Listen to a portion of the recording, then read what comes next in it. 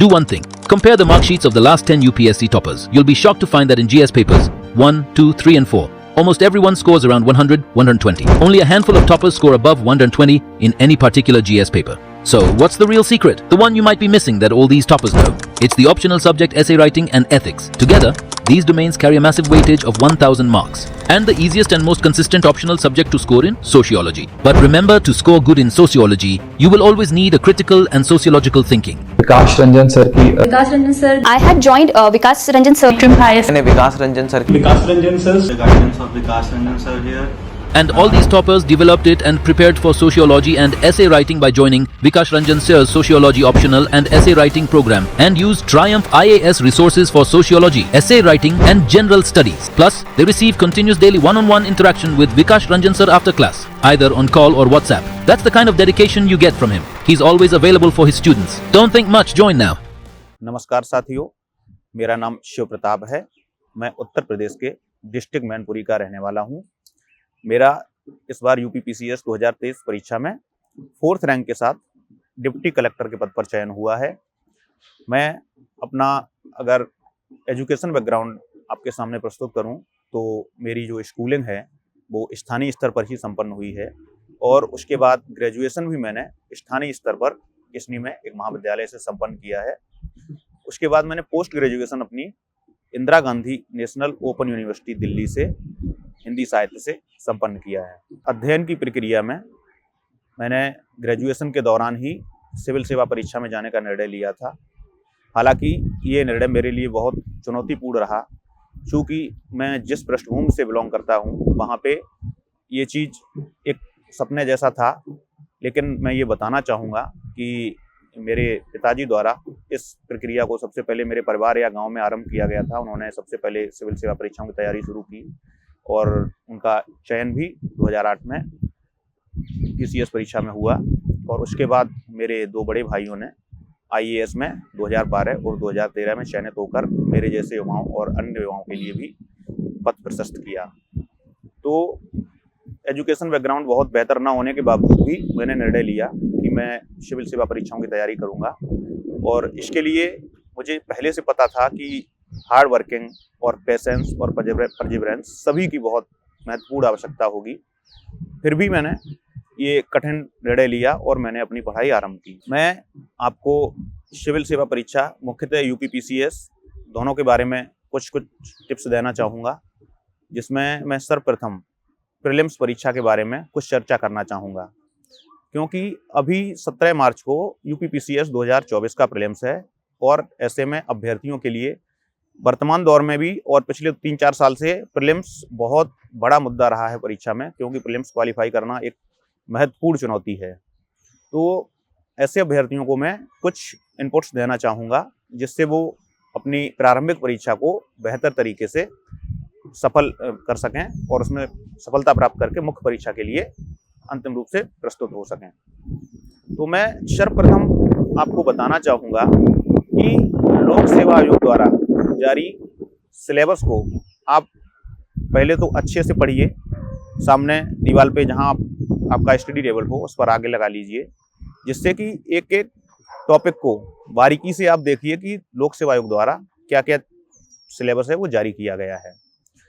मैं अगर अपना अनुभव शेयर करूं आपको, तो मैंने जितने भी यूनिट्स हैं लोक सेवा आयोग द्वारा जारी किए गए हैं उनमें सबसे पहले इतिहास को प्राथमिकता में रखा है, जो मुख्य कोर एरियाज हैं, जिन्हें जो कोर सब्जेक्ट कहें तो इतिहास, भूगोल और पॉलिटी और पर्यावरण, साइंस, ये महत्वपूर्ण भूमिका में रहते हैं। तो मैंने इतिहास को एक टेक्स्ट बुक जिसमें किरण कंपटीशन की बुक थी और दूसरी दृष्टि आईएएस की क्विक बुक, इन दोनों का मैंने अध्ययन किया और इसके अलावा मैंने जो इतिहास का घटना चक्र का पूर्वावलोकन होता है उसका अच्छे से अध्ययन किया और उसके साथ ही मैंने उसके संक्षिप्त नोट्स तैयार कर लिए थे, जिससे कि मुझे रिवीजन करने में आसानी हुई और एग्जाम के समय मैं कम से कम 4 से 5 बार उनका रिवीजन कर सका। तो आप टेक्स्ट बुक कोई भी पढ़ सकते हैं जिसमें आपको रुचि हो। आप चाहे तो स्पेक्ट्रम पढ़ सकते हैं या अन्य कोई बुक्स ले सकते हैं जो ऑथेंटिक हो, आप उसका अध्ययन कर सकते हैं। लेकिन जो मैंने देखा है, मैंने लगातार, ये मेरा चौथा मेंस था और प्रथम साक्षात्कार था, तो मेरे इस अध्ययन और ये इसकी प्रक्रिया में जो मैंने सबसे ज़्यादा महसूस किया, तो उसमें पूर्वावलोकन की भूमिका प्रमुख रहती है, क्योंकि प्रत्यक्ष या अप्रत्यक्ष रूप से 10 से 20 प्रश्न ऐसे होते हैं जो कि आपको किसी भी पेपर में देखने को मिल जाते हैं। भले वो किसी दूसरे रूप प्रारूप में प्रस्तुत हों या उसमें कुछ घुमावदार बिंदु हों, लेकिन वो संभवतः प्रत्यक्ष और अप्रत्यक्ष रूप से आपको मिल जाता है। तो घटना चक्र का जो पूर्वावलोकन है, आप उसका अध्ययन करके और उसके संक्षिप्त नोट्स तैयार कर लीजिए। जैसे कि जो आपको कुछ कठिन बिंदु लगते हैं, पूरे नहीं, लेकिन जो टॉपिक बाय टॉपिक आपको जो कठिन बिंदु लगते हैं, जैसे कि दिल्ली सल्तनत का जो प्रशासन है, उसमें से कौन किस पद पर रहा था या कौन से पद का सृजन किसने किया था, जैसे दीवान मुस्तखराज है तो किस शासक ने इसका सृजन किया था। इस तरह से आप जो टफ जो क्वेश्चन है, उनको आप एक संक्षिप्त रूप में नोट कर सकते हैं, जो आपको अध्ययन के दौरान बार बार भूलने या जो कंफ्यूजन की स्थिति होती है, संदेहास्पद स्थिति होती है, उससे बचाने में सहायता करेगा। इसी के साथ ही आप 2 टेक्स्ट, अगर एक से आपका काम चल जाता है तो एक टेक्स्ट अच्छे से पढ़ लीजिए और साथ में घटना चक्र का पूर्वावलोकन करने से आप किसी भी एक सब्जेक्ट को बेहतर तरीके से मजबूत कर सकते हैं। इसी प्रकार आप भूगोल में एक टेक्स्ट ले लीजिए कोई भी, और इसके साथ ही आप मैपिंग को, सबसे महत्वपूर्ण है इसमें मैपिंग। अगर आपको इंडिया और वर्ल्ड की मैपिंग अच्छे से आती है तो आप ज्योग्राफी के अधिकांश प्रश्न को हल कर सकते हैं और बेहतर तरीके से, बिना किसी कंफ्यूजन के। तो आप सबसे पहले मैपिंग को अच्छे से कंप्लीट कर लीजिए। अब तो वर्तमान में सोशल मीडिया साइट्स पर कई एक ऐसे वीडियोज भी मिल जाते हैं, कई एक कोचिंग संस्थानों ने अलग अलग भिन्न भिन्न महाद्वीपों के वीडियो डाल रखे हैं, तो आप उनको अपनी कॉपी में अपने हाथ से मैप बना के और उसे चिन्हित कर लीजिए, जो महत्वपूर्ण बिंदु हैं उनको चिन्हित कर लीजिए। इसके साथ ही जो पूर्व में आए हुए प्रश्न हैं, वो आप घटना चक्र के पूर्वावलोकन से लगा सकते हैं। ज्योग्राफी लगभग 30 क्वेश्चन औसत तौर पर अगर माना जाए, हालांकि इसका अनुपात बदलता रहता है, लेकिन मेरा मानना है कि 25 से 30 प्रश्न हर साल रहते हैं। तो आप इनको एक टेक्स्ट बुक और मैपिंग के द्वारा हल कर सकते हैं। इसी प्रकार अगर हम पॉलिटी की बात करें, तो मैंने पॉलिटी के लिए लक्ष्मीकांत और परीक्षावाणी को चुना था। मैं दोनों का अध्ययन करता था, क्योंकि लक्ष्मीकांत में फैक्ट के साथ साथ कॉन्सेप्ट भी बहुत बेहतर दिया हुआ है, जो कि आपकी मुख्य परीक्षा में भी बहुत सहायता करता है। लेकिन मैं जब प्रीलिम्स नज़दीक आ जाता था, तो फिर परीक्षावाणी को प्राथमिकता देता था, जिसको मैंने पहले से पढ़ के हाईलाइट कर लिया था और लगभग 3 से 4 दिन में मैं उसका पूरा रिवीजन कर लेता था। तो इस तरह से पॉलिटी मेरा स्ट्रॉन्ग जोन था, जिसमें जब कभी 1-2 क्वेश्चन गलत हो जाएं तो हो जाएं, अन्यथा की स्थिति में कभी कभी तो ऐसा होता था कि जितने प्रश्न आए हैं वो सारे मेरे सही होते थे। उसका सबसे बड़ा कारण यही था कि मैंने 2 बुक से अच्छे से इसे कंप्लीट कर लिया था और साथ ही इसके मैंने संक्षिप्त नोट्स भी बना लिए थे। तो आप जब कभी अध्ययन करते हैं प्रीलिम्स का, पेपर के समय तो नहीं, लेकिन उससे पहले की जब प्रक्रिया में आप काम करते हैं, तो आप जब पढ़ते हैं तो उस समय आप टफ जो कुछ इंपॉर्टेंट जो तथ्य हैं उनको आप अलग नोट्स कर सकते हैं, नोट बना सकते हैं उसके, जिससे कि आपको पेपर के समय रिवीजन करने में आसानी होगी। और इसके साथ ही अगर मैं साइंस की बात करूं, तो साइंस मैंने लूसेंट बुक से पढ़ाई की थी, जो कि मुझे समझने के लिए और याद रखने के लिए बहुत बेहतर सिद्ध हुई। चूँकि मेरा साइंस बैकग्राउंड नहीं था, फिर भी मैंने लूसेंट को 3 से 4 बार अच्छे से पढ़ा और उसके बाद जब मैं पेपर के समय रिवाइज कर लेता था, तो मुझे आसानी होती थी प्रश्नों को हल करने में। तो इस तरह से मैंने साइंस को कवर किया था। आप चाहें तो एनसीईआरटी बुक भी पढ़ सकते हैं, जो कि बेसिक इनपुट उसमें आपको मिल जाएंगे, बेसिक अप्रोच आपकी मजबूत हो जाएगी। तो एनसीईआरटी के साथ आप कोई भी इस लूसेंट या अन्य कोई बुक जो आप पसंद करना चाहें उसको पढ़ सकते हैं। अब अगर मैं इसमें देखूँ, तो सबसे जो महत्वपूर्ण बिंदु है प्रीलिम्स में, वो करंट अफेयर्स है। करंट अफेयर्स के 30 to 35 प्रश्न रहते हैं, जो कि उसमें डिसाइडिंग फैक्टर की भूमिका निभाते हैं। मैंने करंट अफेयर्स की जो मंथली मैगजीन थी, वो घटना चक्र की जो मासिक जो पुस्तिका आती थी, उसका अध्ययन किया था और उसके साथ ही मैं दृष्टि आईएएस का जो मंथली मैगजीन रहती थी उसको भी मैं पढ़ता था, जो कि उत्तर प्रदेश विशेष के संदर्भ में प्रकाशित होती है। मैं उनको पढ़ के उनके संक्षिप्त नोट्स बनाता रहता था, जो कि एक मैगजीन के 4 से 5 पेजों में संक्षिप्त नोट्स तैयार हो जाते थे और लगभग 7 से 8 महीने की जो करंट अफेयर्स जो ज़्यादा पूछी जाती है पेपर के समय, उनके जब आपके पास संक्षिप्त नोट्स होते हैं तो आप उनका 4 से 5 बार रिवीजन भी कर सकते हैं। और इसके साथ ही जब पेपर से लगभग 1 महीने पहले घटना चक्र प्रकाशन की आई दृष्टि करके जो करंट अफेयर्स की मैगजीन आती है, वो महत्वपूर्ण भूमिका निभाती है इसमें। अगर आपके पास समय है तो आप घटना चक्र की जो आई दृष्टि है उसका अध्ययन कर सकते हैं, और घटनासार की जो वार्षिक मैगजीन आती है उसका अध्ययन कर सकते हैं। तो 2 मैगजीन और मंथली मैगजीन आप अगर अच्छे से कवर करते रहते हैं तो मुझे लगता है कि आपके करंट अफेयर्स के जो प्रश्न हैं उनकी गलत होने की संभावना कम हो जाएगी, और आप 35 क्वेश्चन में से 30 प्लस क्वेश्चन सही कर सकते हैं।